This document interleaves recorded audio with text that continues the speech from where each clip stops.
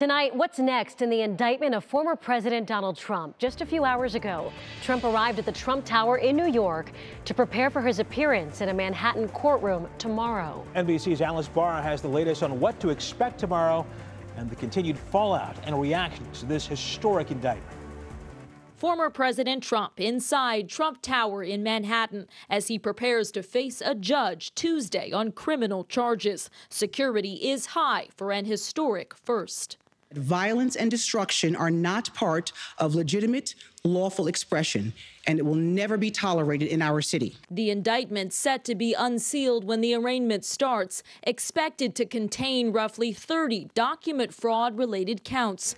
It all stems from Mr. Trump's alleged role in payments former Trump attorney Michael Cohen made to adult film star Stormy Daniels ahead of the 2016 election to cover up an alleged affair. The former president denies any wrongdoing. I'm not asking people to believe what I'm saying. Look at the evidence. Look at the documents that will be presented by the district attorney. Yeah. During Mr. Trump's unprecedented appearance, sources familiar say he'll be fingerprinted, but likely won't have a mugshot or DNA swab taken. Republican leaders warning the indictment sets a dangerous precedent. Because it doesn't just smell political, it looks it. Former President Trump blasting the Manhattan district attorney's case as election interference as the 2024 presidential race comes into view. In Washington, Alice Barr, NBC News. And in an order released tonight, the judge said no cell phones, laptops, or broadcast equipment can be used in the courtroom during Trump's hearing. Cameras will be allowed briefly for photographs in the courtroom before the arraignment begins. That is set at 2:15. And now, some historical perspective. Lydia Sparrow spoke with a presidential historian about what this all means and gives us a glimpse of the role of the Secret Service tomorrow. Donald Trump is the first former president to have been impeached twice and the first to be criminally indicted. He's now in New York City for the historic indictments. It's related to hush money payments made ahead of the 2016 election to two women who claimed to have affairs with Trump.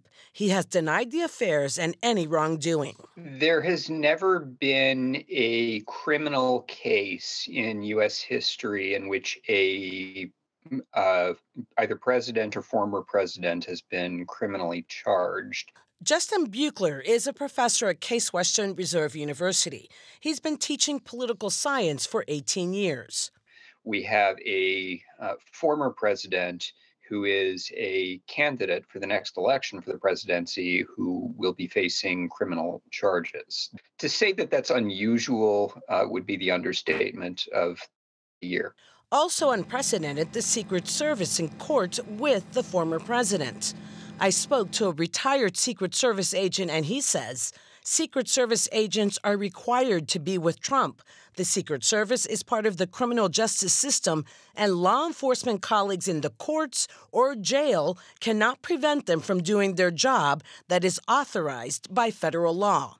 In other words, agents will continue to follow the former president even as he gets fingerprinted.